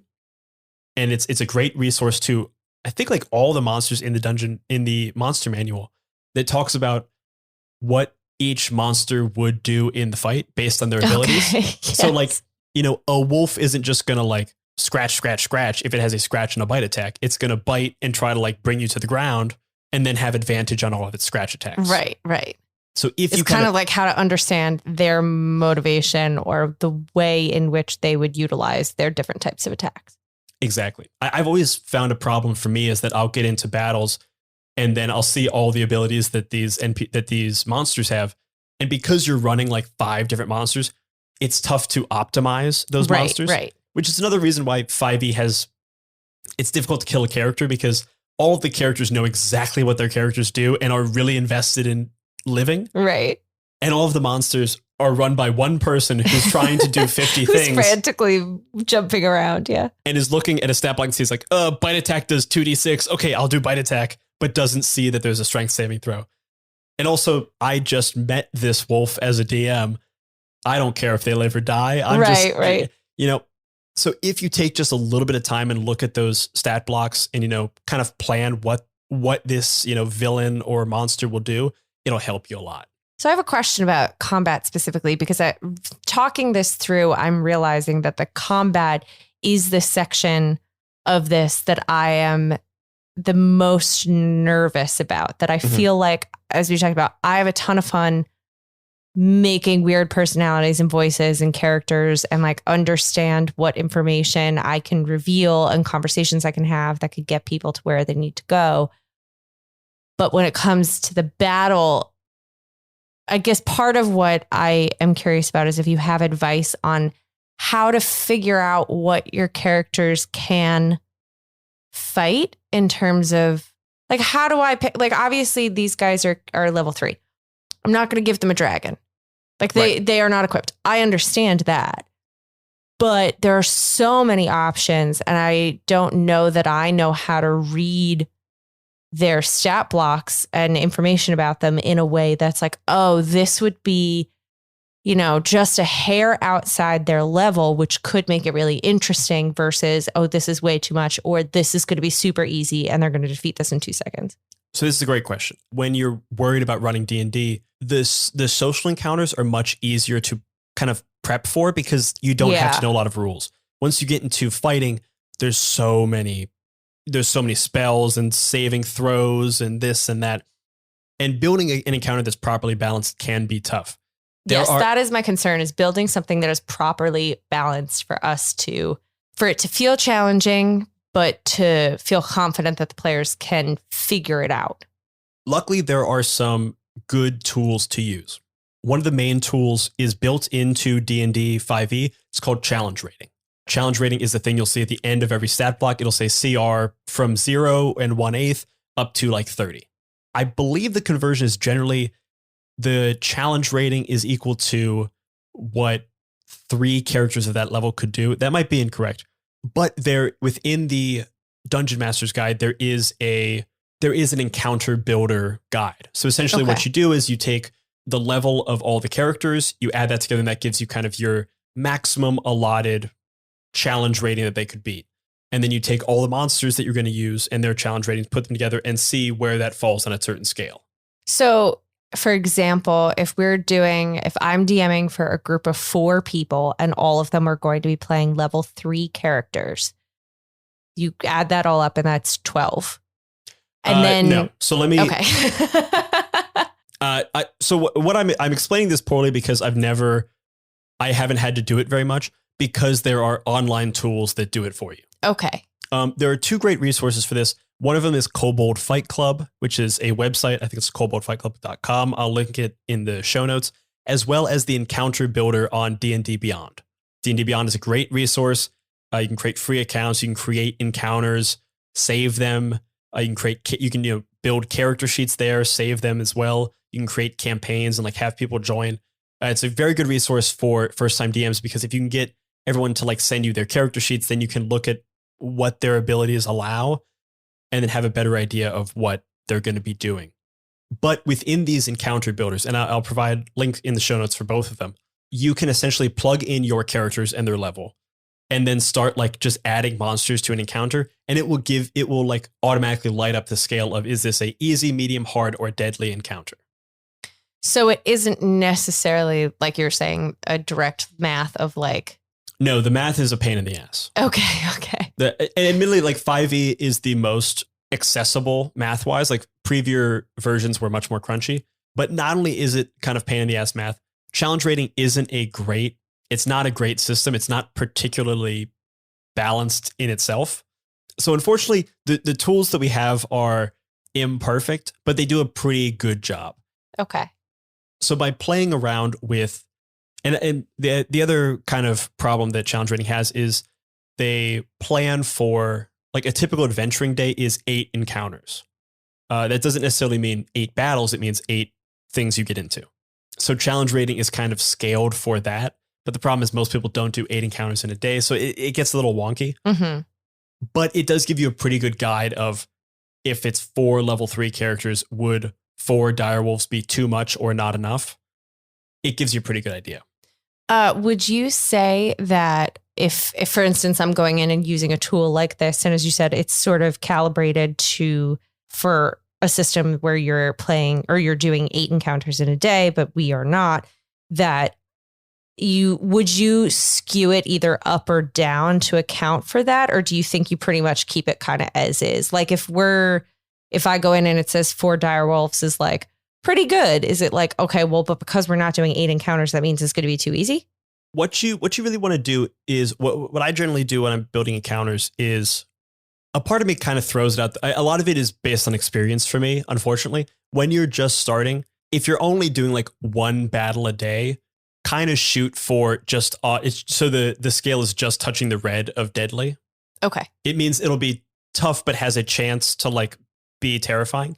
If it's going to be like a random encounter where you're sleeping in the desert the night before the battle and like 2 wolves come up and attack, you don't need to be touching the deadly. You can be touching the medium and just make it like a fun encounter where they beat the wolves, but gain some information about something. Okay. This is also a thing where I am realizing I did not really press this before, because this is a one-off. I have very much been thinking of this as a 1-day adventure. And I'm now realizing that I do not need to think about it that way.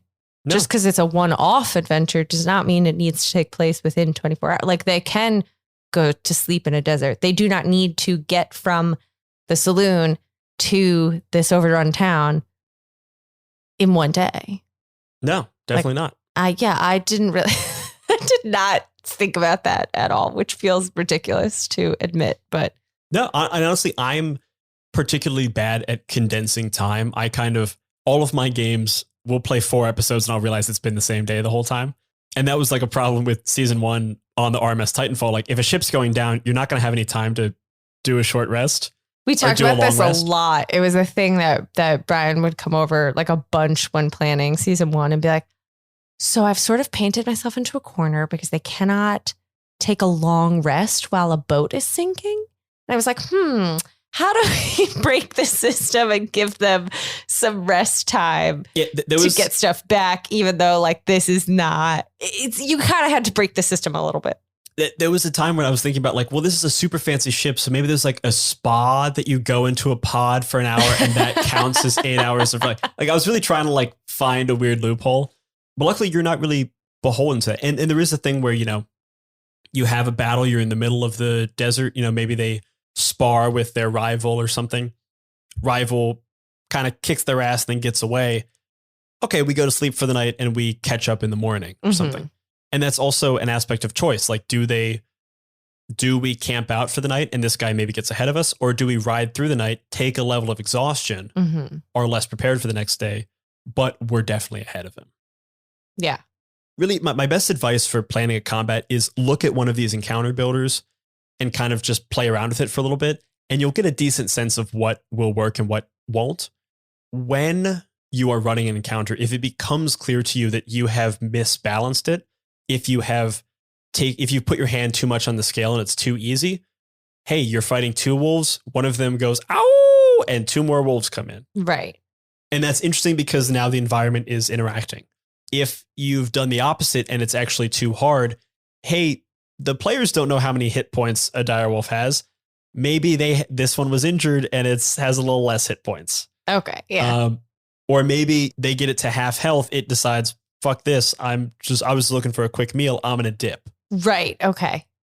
That is really nice to hear as well, because similarly, it's the kind of thing of I think it'll be helpful to play around with these tools and to figure it out. But it is a thing where I feel like in the middle of a battle, because I've certainly watched many in Dimension 20 where Brennan gets his ass handed to him and has said like he tried to make this hard, and it just was like everybody rolled really well and like did sorts of stuff. And similarly, things where like, and it's always scary, I feel like, as a player, if you're doing okay in a battle and then all of a sudden it's like, yeah, like 3 more direwolves just appear out of nowhere. Because now as a player, you're like, well, shit, how many direwolves are there out there hiding in the woods? And it's like, it's a thing where it's hilarious to me as a player. I feel like I think of you as the DM as having so much planned and prepped, where it's like, you're like, there are a total of 20.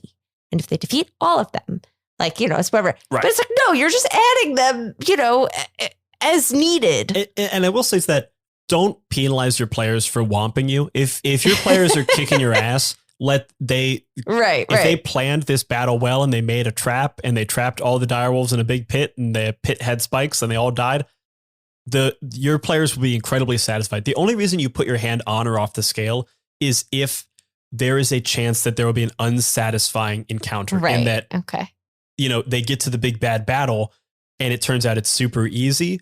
Well, then maybe one of the bad guys is hiding out with a Gatling gun, and now that's an aspect of the battle. Right. The same way, if it's narratively unsatisfying for 2 wolves to like crit on people and kill and have a TPK from a random encounter, put your hand on the scale and make it easier for the players. Mm-hmm. I only advocate manipulating that type of thing when there is a possibility of an unsatisfying outcome. Okay. You're never trying to win or lose or make sure you don't or do kill a player. It's just making sure that it's happening in a narratively satisfying way. Okay, cool. And on the idea of combat and battles, don't only think about what monsters are using and what they'll be doing. Put a little thought into what the terrain and what the battleground will be. Making an interesting battle is mostly, I think, like the best and easiest way to do that is to make an interesting battleground, or a battleground that changes with the players, or add an additional goal. Mm-hmm. So not only are we trying to kill this posse, maybe towns members are fleeing and they're getting in the way, and maybe we have to save them or hide behind them or something. Maybe there is also, they had a monster with them that they let loose, but it's now like rampaging and destroying part of the town, providing changing cover. Okay. Right. Maybe there's a storm that now every turn you roll a d6 and some kind of storm thing happens. Okay. If you add an immersive and dynamic battleground, not only will your players feel more immersed, it'll give them another toy to play with. Because every now and then you find a turn as a player that it's kind of like, well, the best thing to do is move, hit him with my stick twice, and then say that's the end of my turn. Right.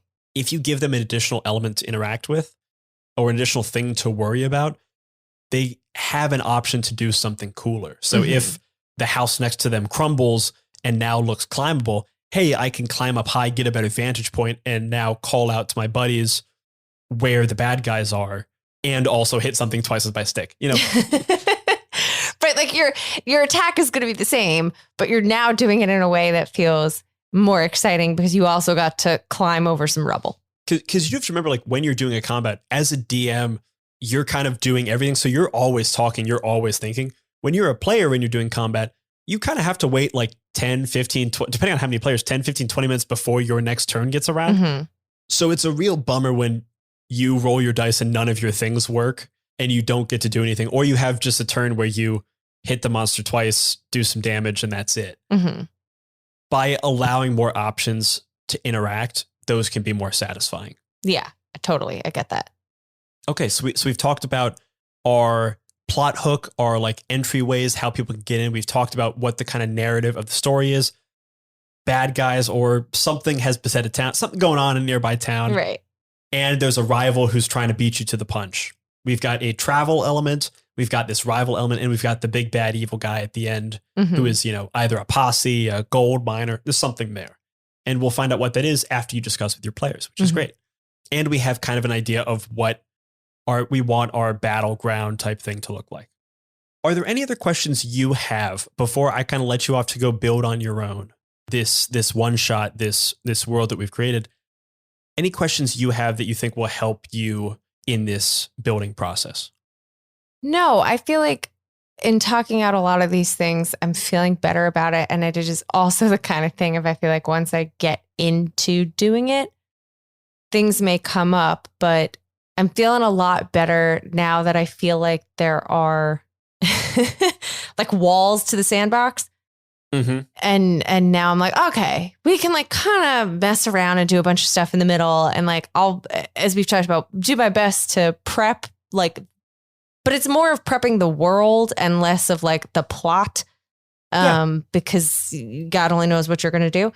And so I'm feeling better about it. I think it's one of those things where all the things that I was nervous about before this conversation, I am still a little like, okay, I think these will be the things that are the most challenging for me. But now at least I have a little bit of guidance and a little more of like no, you've never done this before. And so it's going to be challenging and interesting and you're going to have to learn it on the fly. Now I feel like I have a little bit more, I have some tools, I have some resources, I have some things to lean on. Whereas before it was like, I don't know, girl, just do it. And for listeners, all of the resources that we've mentioned here and a few other ones that I want to point out will be in our show notes. Literally everything we use in this session, every tool that she uses will be made available to the listener so that you guys can see fully unvarnished what people are using when they run a session. There are so many times where I would love to see like what Brennan Lee Mulligan or what Matt Mercer have behind their DM screen. And I think this is a great way to learn when you see what people are actually using. To see the wizard behind the curtain. Exactly. Yeah. And I know you had mentioned, just to touch on one of your fears that you mentioned at the top of the show about if you have to look stuff up or pause and you don't want to have too many delays. I have kind of a rule for that for myself. Never let the game stop. Right. That's a thing where I'm like, Which let me be clear, doesn't mean I know all the rules. Right. It just means when I get to a point where there is a rule I don't know, unless it is vital to some kind of aspect of storytelling, if we're looking up whether a banishment spell does this or this, absolutely look it up, take the time. But if it's what should this DC be, or if it's a small rule that won't super change the things, make a call, have the player do a thing, look it up while they're describing what they're doing if you want to. And then if you have to make a correction, correct it then. You'll be like, oh, actually, it was supposed to be this. We'll do that next time. Just be consistent. Right. Okay. If you have to improvise an armor class for a random thing and you don't have that stat block right away, armor class 13, go ahead and swing a sword. Okay. There's nothing wrong with that improvisation. But the more you can just push a game forward, the better off you'll be. Okay. Cool. Okay. But again, if it is a thing that you think will have like major implications, take the time, look up the rule. For every 2 hours of audio, I cut out 10 to 15 minutes of ums, ahs, pauses, and looking out for rules. Right. Like it's impossible, I understand, for even just like a chill home game to just be a continuous, beautiful flow. It's like everybody, or even, when it's your turn as a PC and you're like, oh, I had a plan. That plan has changed since the last round of combat because everything is different now. And it's like, you need to take a second to sit and figure out what your move is. And like, yeah, you don't want to take too long doing it, but it makes sense that there's going to be some pauses and whatnot. But right. And there's nothing wrong with that. Yeah. Okay. Because I'm feeling a little better about that now. Yeah. And it's like, just make a call. Just do it. Yeah. Yeah. It's just improvise it. Make a thing, say it with confidence. Your players won't know that wasn't what you had written in your notes. Right. And if you have to retcon something, make a correction, just say, hey guys, I actually screwed this up. That guy didn't have purple glasses. He had green glasses, but only if that's important to the story. Right. Hopefully we've quelled some of your worries. After this prep session, where do you feel most and least confident right now? I still feel a little nervous about and I don't want to say I'm not confident in it because I feel like I can do it. It's just a matter of how pretty it's going to be. Sure. Of getting that balance between guiding everybody to where they need to get to and also letting everybody have room to breathe and have fun and play and guide everything, on your end as players is the thing that I feel like I don't want to rush into the battle at the end. I also want to make sure that we actually get there, within 10 hours. So that is a thing where I'm a little nervous about it. Things that I feel more or most confident about now is, I guess, just building the world and building the characters. And now, especially that I have like a villain, I have a rival, I have like a town that you guys are going to be in and also a place that you're headed to.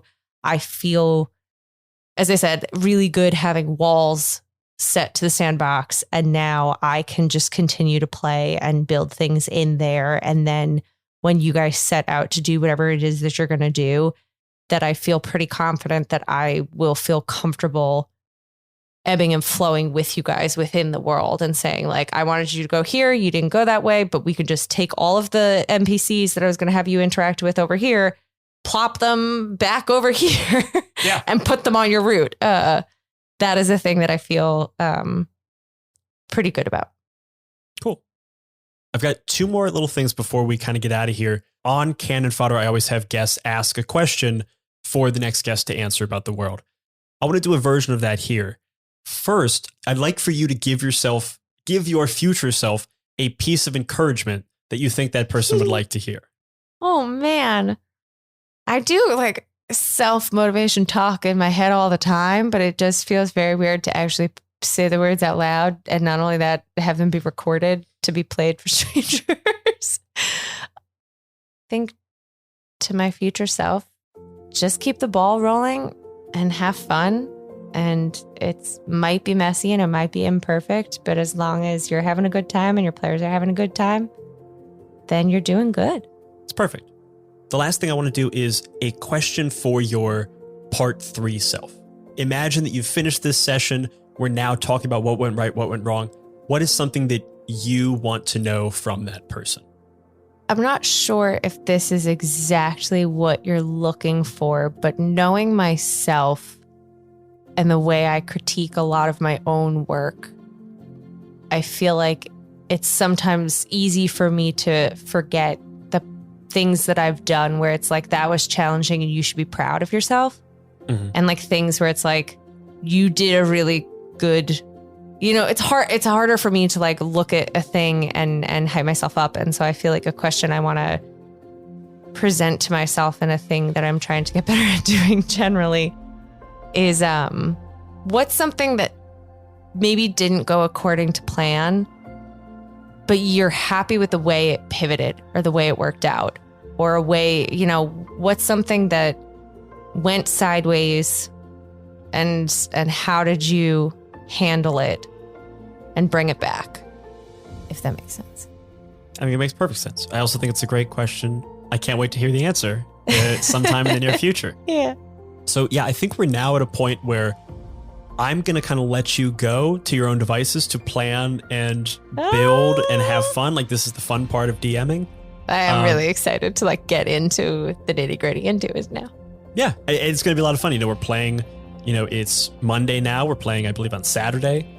So you've got a lot of time to like kind of plan and prep and get yourself ready. Mm-hmm. And it's going to be a lot of fun. I'm very excited. And I don't get to play that much because I'm always DMing. I know, you get to be a player. It's going to be wild. You guys will see how mediocre I am as a player. Like, I think I'm so much better as a DM because I've just had so much more practice. You're just out of practice, babe. I'm out of practice, and that's fine. That is all for part 1 of this 3-part series, My First Dungeon.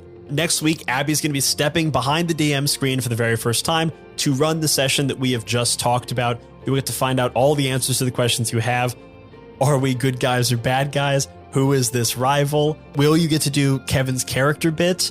How's that going to work? What is your communication like with your players?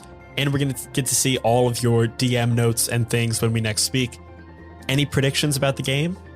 I don't think I'm going to kill anybody. I'm either going to kill everyone or I'm not going to kill anyone. Fair enough. We're going to see if that comes true. Tune in next time for part 2, where we play this game live for you guys. And in the meantime, be sure to check out the show notes for this episode, where you can find links to all of the physical and digital assets that we've mentioned, as well as a few others that I find personally helpful. A few examples of good games to listen to, a few good podcasts to check out, and a few great resources that will help you, whether you are a first-time DM or a seasoned pro. So until next time, just remember, if you're having fun, you're already doing it right. Thank you so much for listening. Bye-bye. Bye. Bye.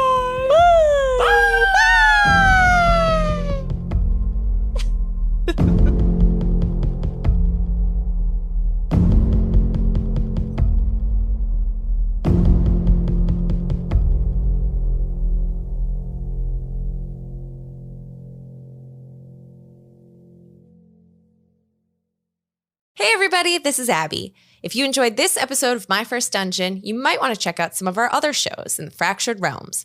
For instance, our D&D actual play anthology show, the 20-Sided Podcast. This season is called Prisoners of the Static, and I play Natasha Bolshakot, captain of the Gilded Ghost. Interested? Check out the trailer and tune in every Monday for brand new episodes. Bye-bye! The Static.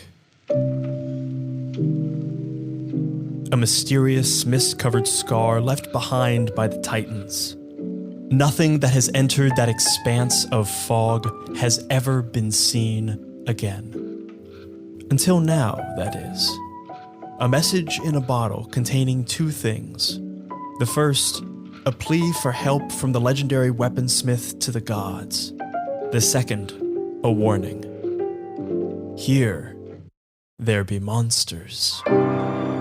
In Season 2 of the 20-Sided Podcast, 3 brand new players will descend into the unknown, shackled by their secrets and fears, and venture past the ominous white expanse to learn, only too late, that they are about to become prisoners of the Static. Be seeing you. If you're hearing this, that means you listened to every last second of this episode. And if you simply cannot wait until the next episode drops, you should head over to patreon.com/myfirstdungeonpod and become a member of the Dice Pool. Fresh! For just a few bucks a month, you'll get cast talkbacks, original games, and a full-length bonus actual play each and every month. As of the end of 2023, there's already over 20 hours of bonus audio, plus a whole bunch of other goodies to enjoy. So head on over to patreon.com/myfirstdungeonpod and jump on into the Dice Pool. We'll see you there. Splash!